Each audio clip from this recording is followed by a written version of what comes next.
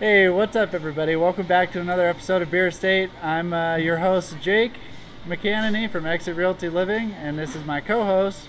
I'm Mark with Cactus Mountain Properties. Yep, we're here today we're at the Perch here in Chandler. It's not downtown Chandler, is it? It's downtown Chandler. It's downtown part of the Chandler. downtown Chandler district here. Okay. Guys, if you haven't been to the Perch, it is a brewery in downtown Chandler. It is what makes the Perch unique is that obviously, if you can see, that we got some birds of a feather behind us, and in addition to that, I think they've made a substantial upgrade with their upstairs portion of the brewery here. They have a really nice stage up there, a full bar up there, great for having live music on the weekends, probably at nights too. Yeah. And it's a little bit different of a mix than what you would get in the rest of downtown Chandler. I think the rest of downtown Chandler has more of a country theme to it. I think the Perch has more of a 90s alternative theme to it. Yeah, I guess the kids would say it's a little bit more indie rock. It's got a little bit more of it's pretty hip vibe. Like they said, they have a rooftop bar. They've got literal birds outside that are well taken care of. There's like a blue cockatoo. I don't know if cockatoos are blue, but there's a large blue bird outside. There's also a sign that says any unattended children will be eaten alive by birds. So if you're looking to get rid of your kids for a few hours or forever, come on down to the Perch. Just kidding. Cockatoos, man, they live forever. Yeah, they have to be like 70 years old. I don't know. I don't know if you knew that. No. I know tortoises live a really long time. Yeah, but they don't have the exciting life as a cockatoo. True. I mean, they can fly. I can't remember. There's like a ancient Greek myth. I've started watching a show on Netflix called The Bullshit Game. All right. And basically it's like one person versus three people, and the person does trivia, and if they make up a story, and if they say, oh, we believe this person or we don't, if they got the answer right, then they're safe. But if they were bullshitting and even one person believes them, then they get to move on to the next round. Game show version of Two Truths and a Lie. It is. And that was one of the questions. It was like, what killed some guy in ancient Rome? And it was an anvil, a tortoise, or something else I can't remember. But it turned out it was a tortoise, which is hilarious. Death by tortoise. Death by tortoise. Better than death by cockatoo. The unknown predators. The unknown. Welcome to nature. Earth is our most precious resource, but most of its animals will try to kill you. So we're changing up the format today, guys, a little bit, because we realized that our beer was getting warm before we could taste it, and that's the reason I don't live in Germany, is because I don't like warm beer like they do. Not to mention, we're getting into the summer months, so we're getting more thirsty a lot quicker because it's getting a lot hotter out. So we're going to do a beer review first to start out the show, and then we'll just continue to drink throughout the show. Exactly. Because Probably makes for more entertainment. You know what the old saying is, you can't drink all day if you don't start in the morning. Man's got a point. Well, anyways, we got two beers in front of us here at the Porch. You have I got the Batter Summer Wheat. So it's a wheat beer. I'm kind of on a summer beer kind of kick right now because we're getting into the summer. So I'm going to probably try to review as many summer beers as we can. Give you my best opinion on what I think is great about them. Yeah. That's awesome. The Summer Batter's Wheat, that's a Hopfenweiss, 6% ABV, 20 IBUs. They have three different sizes, 5 ounce, 10 ounce, and 16 ounce draft, all brewed here at the Perch. We also don't own the rights to any of the songs that play in the background of this podcast. We have not asked anyone if they want to be in the podcast, so we could potentially be sued by passerbys. So if you happen to be in the Beer Estate podcast, please sign this NDA that can be found in the description below. And Stevie Nicks, please don't come after us. Anyways, I have the cookie cutter Kolsch. I chose the Kolsch because I find there's just so much variation. You got to get that guy to sign an NDA. Anyways, there's so much variation in Kolsch's. I wanted to try this one, see if it was up to par. The first Kolsch I ever had was fantastic, and I just want to keep trying Kolsch's because it's a nice light summer beer.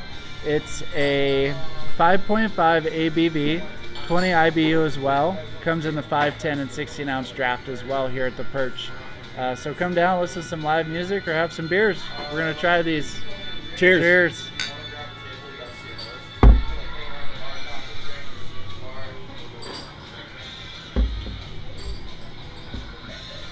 Now that's good. Okay. All right. You wanna go first? Yeah. A little hoppy. Tastes definitely like a Hefeweizen. I would give Hopfenweizen. Hopfenweizen. Hopfenweizen. Yes.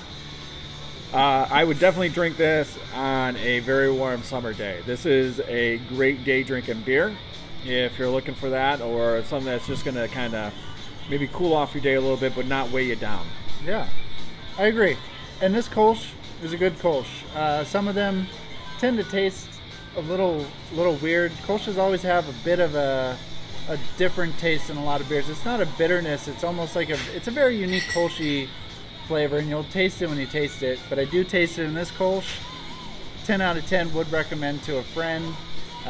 We are not sponsored by the Perch, but if you will sponsor us, we'll gladly take 10% off any beer. Mention the Beer Say podcast when you come in and you order the Kolsch. And you will get 0% off, but you'll feel very satisfied that you promoted our pod. In real estate news. All right, so today's news. How about we talk about kind of a transitioning market that's going to be happening here over the next quarter or so. Right now, we're seeing some things that's starting to build, and you know, one of them, of course, is our inventory. I think that's probably the most recognizable thing that we see right now that's changing in our market, is that our inventory is starting to grow. If we look at other figures, then that's going to kind of give you an indicator of what to expect for the next few months. And I'll kind of go into what real estate agents probably need to look to be doing, what sellers need to be looking for, and what buyers are going to be looking for. Wow. Because it's all going to be changing here over the next few months to some extent. It's going to be gradual. It's not going to be something that's going to be, overnight our market's upside down. Yeah. It's not going to happen that way. Also, if you look historically, a lot of people are still waiting for the crash. The crash is a very unique event that happened and caused a recession. So that is something that most likely is not going to happen because real estate isn't causing the crash. Like I said, I don't have a crystal ball. I'm still waiting for it to get here from Alibaba. Amazon never picked it up, so I had to get it from Alibaba. Anyways, one thing that's not decreasing is the average median home sale price. That's still going up. As far as I can see, we're set to hit increases in home prices this year, no decrease in sight. Maybe some stagnation. What are we seeing in inventory levels? Inventory's gone up. Right now, residential, we're sitting at our inventory right now. These are real active live numbers from our MLS. You won't get this anywhere else. Active residential listings as of May 19th. May the 19th be with you. May the 19th be with us at 2:09 p.m., guys. Active residential listings, we're sitting at 8,188. Of those, we have single-family homes right now on our market, 6,795. So majority of those, which it should be, is going to be houses. Yeah. Okay? So if you're looking for a condo townhome, a loft, a twin home, you're sitting at about 1,500, a little under 1,500 homes that are properties that are available for you. So it's still going to be tough for you. Your inventory is very, very small. Okay. If we go into other market stats, okay, how about we just talk about overall sales from April of 22? Okay. Okay. So right now last month we had 8,726 residential sales from last month. That's a lot. Our inventory, I think last month was hovering on a daily basis right around just under 5,000.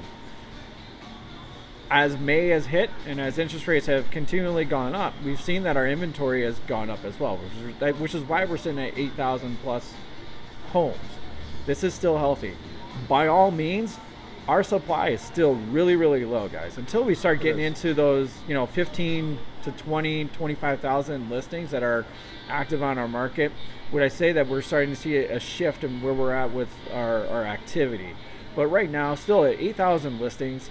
I know it's been under that for a long time, but if we're looking historically through the markets that we've had, just even from the recovery, so say the bottom of our market was around 2011, taking that bottom portion of our market and moving on out, that is still historically a very, very low number to have with our residential inventory. It is. And you have to keep in account that the inventories do include rentals.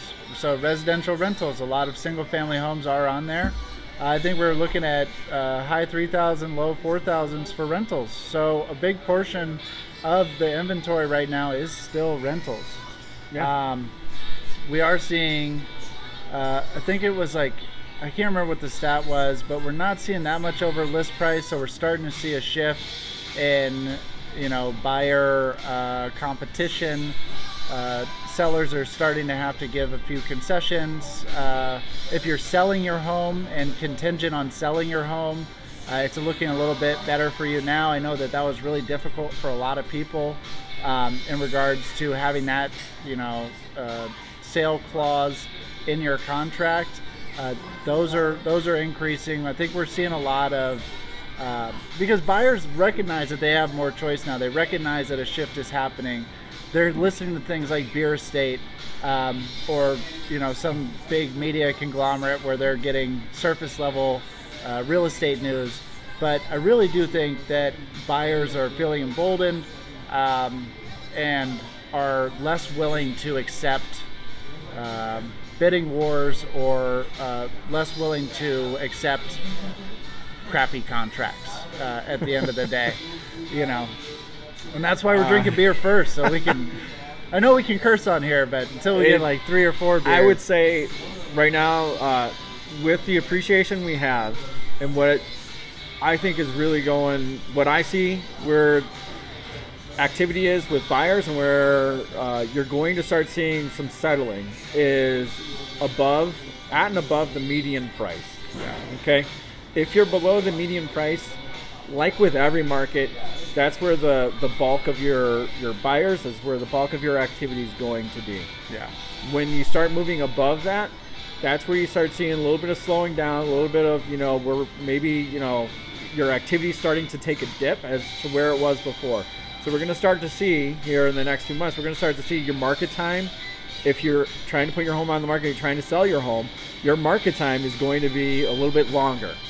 Now, how does that translate for listing agents? Well, if I'm going out there and I'm thinking about listing a home and I'm explaining to, the potential sellers that, hey, look, if your home's marketable, okay, which there is more effort you're going to have to put into making sure that your home is marketable if you're going to get that market price for your home. Mm-hmm. But if your home is marketable, depending on where that market price, where you think that market price is at, will more or less determine, hey, look, we're probably going to be shifting back. You're not going to get these multiple offers per se. Yeah. If we're, trying to push the market a little bit.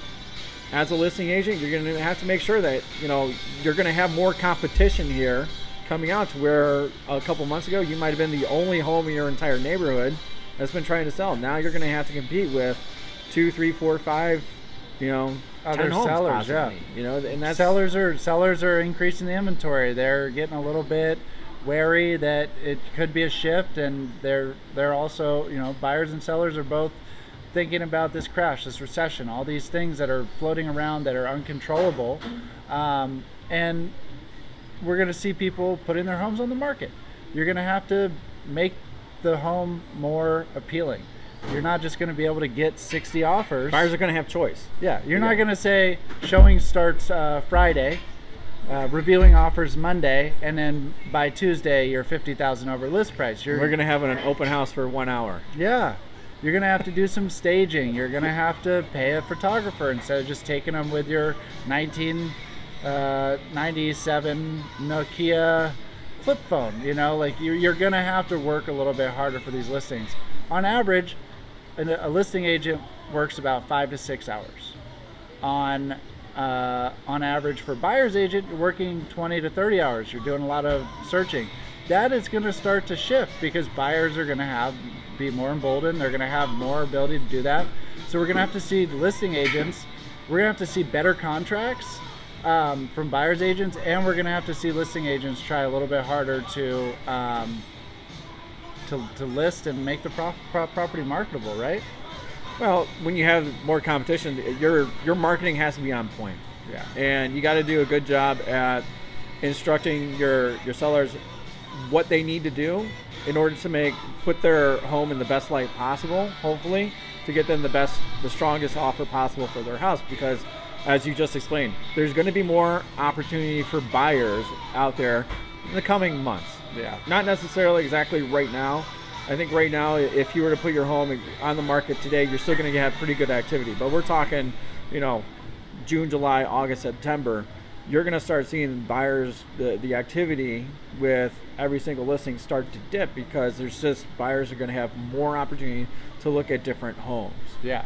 Whereas before it wasn't. It was, you see that if you're lucky, you get to see that home that day. Yeah. Without and you can make an offer, as opposed to, maybe even a few months ago where it was, you don't even have to see the home, you got to make that offer before you even see it. Right. A good example of, the transition, the shift that's happening in the market.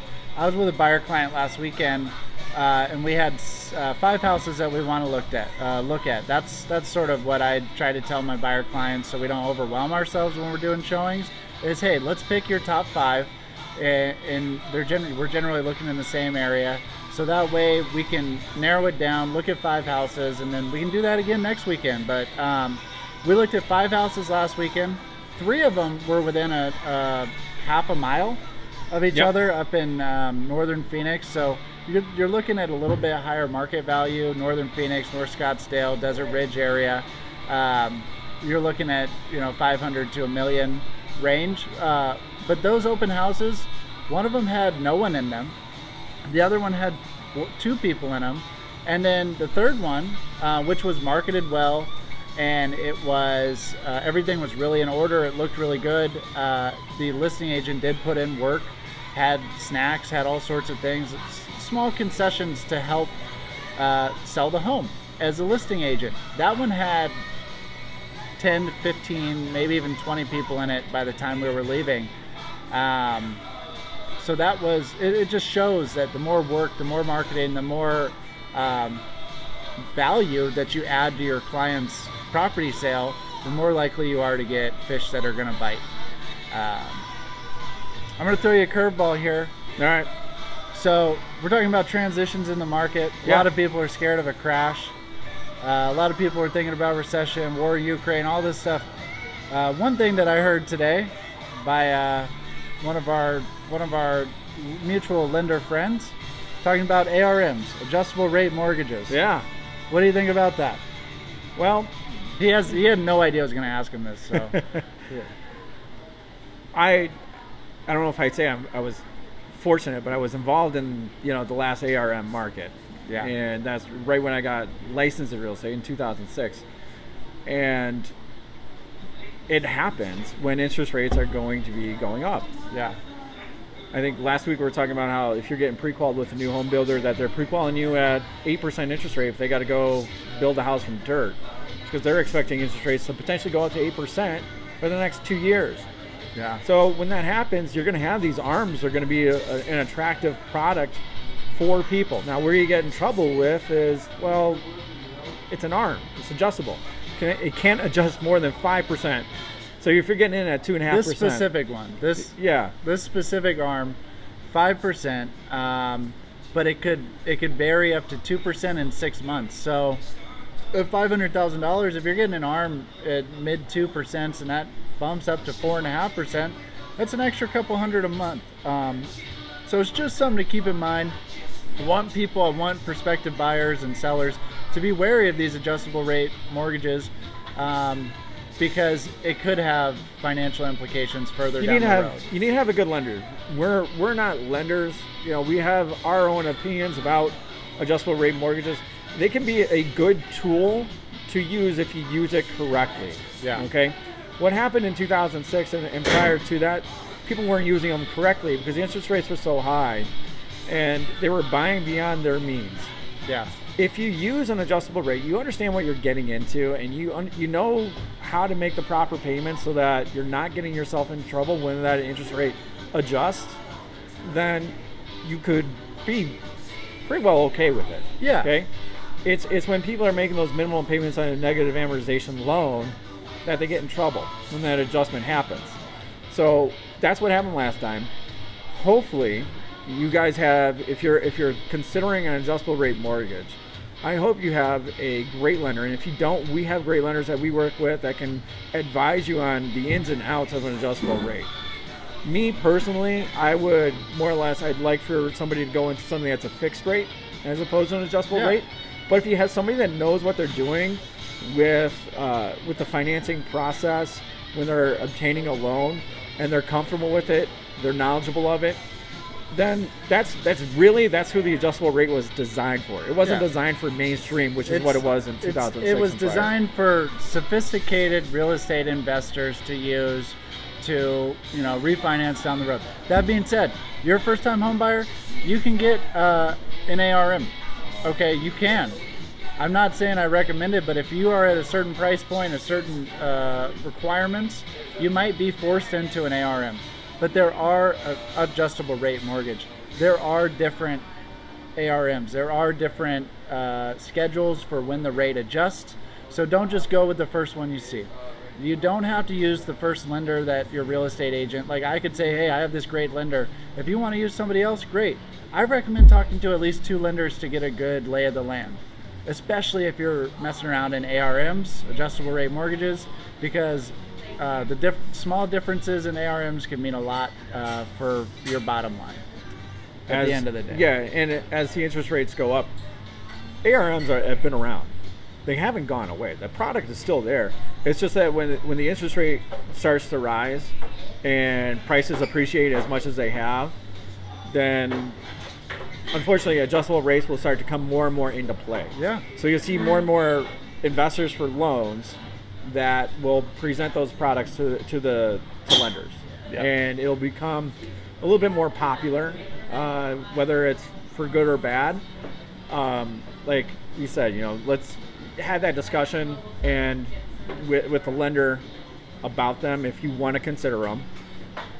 Either myself or Jake, if you decide to work with us, one of us, we're more than happy to be in there, be working with you on that conversation, because there may be questions that you don't necessarily know to ask, but there's questions that we know that we should be asking to make sure that you know what you're getting yourself into. That's kind of the job of a real good real estate agent. It is. And I mean, you can have a real estate agent that's been in the business for 40 years, but really doesn't have a lot of knowledge. You can have someone who's been in the business for a year, who's extremely knowledgeable. You could have people like me and Mark who are full-time agents that are fighting for you as clients and just want you to succeed. We're here for you 24/7, except for when we're not working, which is normal business hours again. But yeah, just be wary. Be wary of it. There's transitions. Talk to us so we can help inform and make it so you don't break the bank when you're buying your first home or reinvesting in another home. That being said, I think we're going to move into our last section. Let's talk about Chandler. We're hanging out in Chandler, guys. If you haven't been to downtown Chandler, the downtown revitalization over the last 5 years down here has been absolutely great. Even during COVID, this whole downtown area was just having a lot of investment going on, and it's really become quite the spot to go and hang out on the weekends. Or during the evenings, you want to go out, you want to hang out with friends. It's really become quite the spot. I think what makes it unique is you have a lot of live music down here. Yep. Almost every main restaurant or bar that's down there has live music going on, so it's a really lively place when you're down here during the evenings and you're hanging out. No, 100%. And Chandler as an area itself has multiple nice entertainment districts. So like we're in downtown Chandler right now at the Perch. I believe this is close to the mall, right? The Chandler Heights Mall. We're right off of Arizona Avenue, a block south of downtown. Right. So it's still in that downtown corridor. Yeah, and all over Chandler, there's great places to eat, drink, be merry, great hospitals, and Chandler's really an up-and-coming area. So, you know, what's going on in Chandler in regards to real estate, Mark? Well, for years, I mean, Chandler's industry of choice has always been Intel.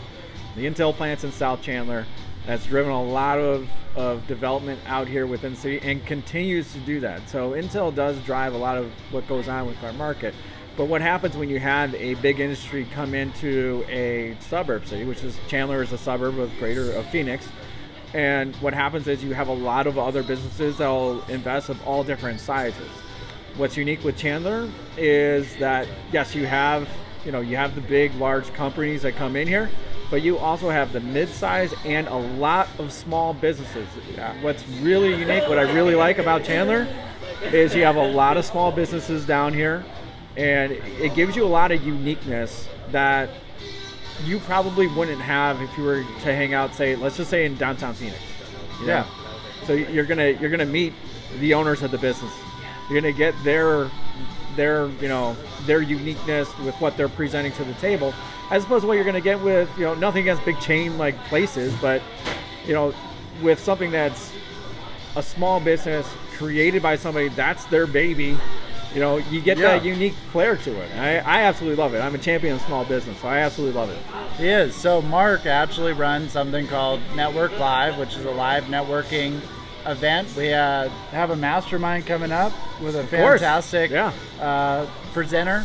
If you're not a member of Network Live, we have location in Mesa, Chandler, and Scottsdale at different locations around the valley. Chandler's at near here by the mall. Mesa is by Gilbert and the 60, and the Wednesday group, which is an amazing group, is up at the Elks Lodge. We can fit up to 200 people in there, so that's awesome. That's also where the mastermind event is going to be. It's only $10. That's just to cover food, because it's an interactive thing for small business owners. If you're a small business owner in Arizona, come to Network Live. We want to grow this. It was born because your networking group wouldn't meet in person. We went completely Zoom during COVID, and it wasn't conducive to how business needs to be passed. Right. In my opinion. So I'm an action guy. Me and my business partners, we decided we got to do this in person because that's how we're building our business. It's the only way it works. It's how we connect in our community. It's one thing when you're staring at a little tiny screen with all these other distractions going on. It's tough to pass business that way. It's tough to grow your business that way. And when you grow your business through word of mouth, it's just not going to happen as effective as if you and I are meeting in person. We're talking a little bit more on a personal level than staring at a screen where you're a tiny little block. I mean, I've had, since I joined the group, we're both real estate agents, and that's both of our sphere of influence. We limit it, or Mark limits their group to 2 people of each industry, so it's not oversaturated.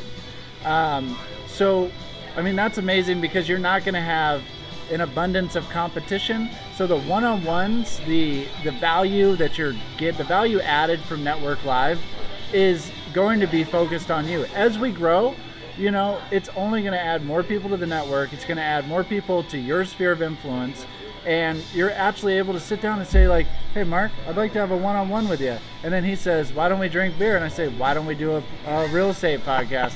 And that's how we get Beer Estate.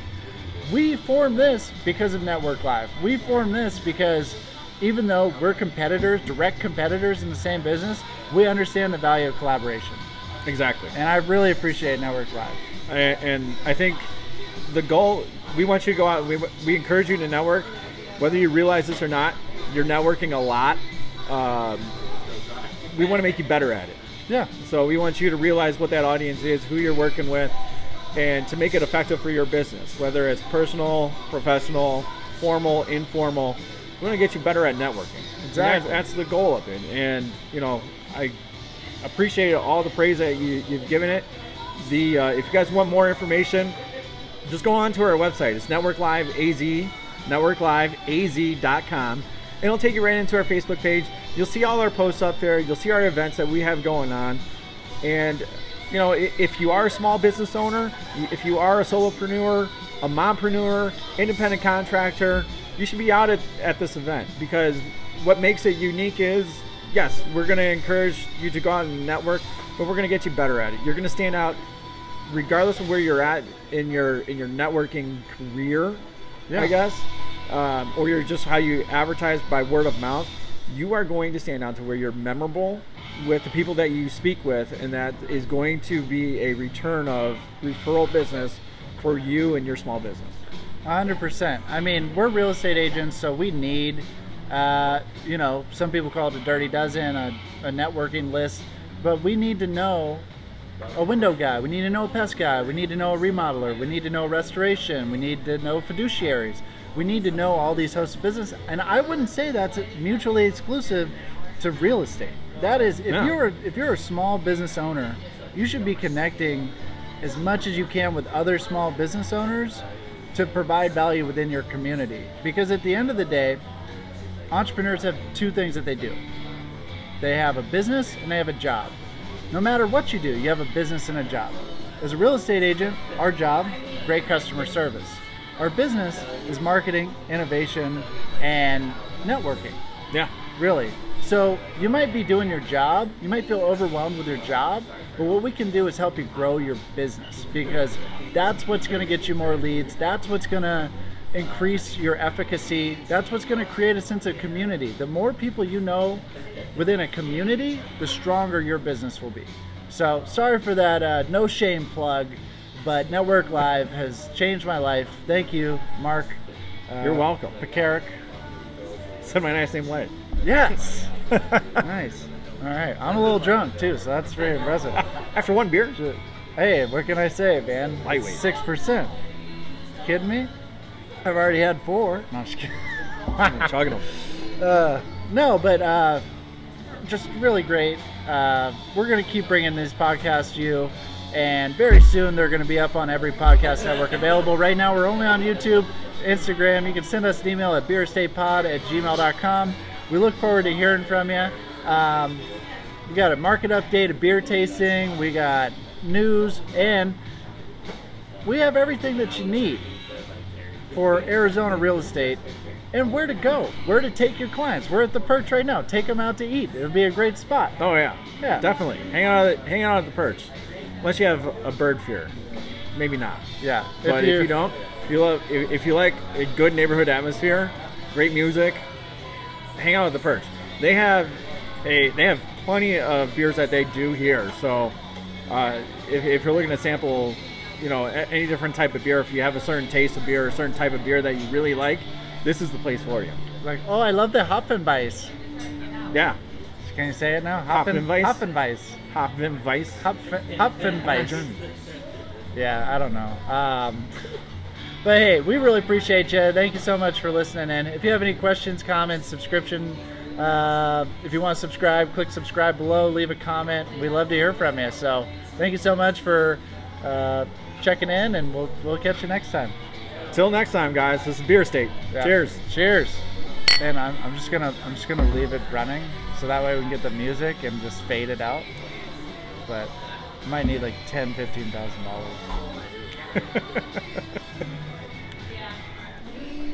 Oh, my Bluetooth device doesn't work, so we're just gonna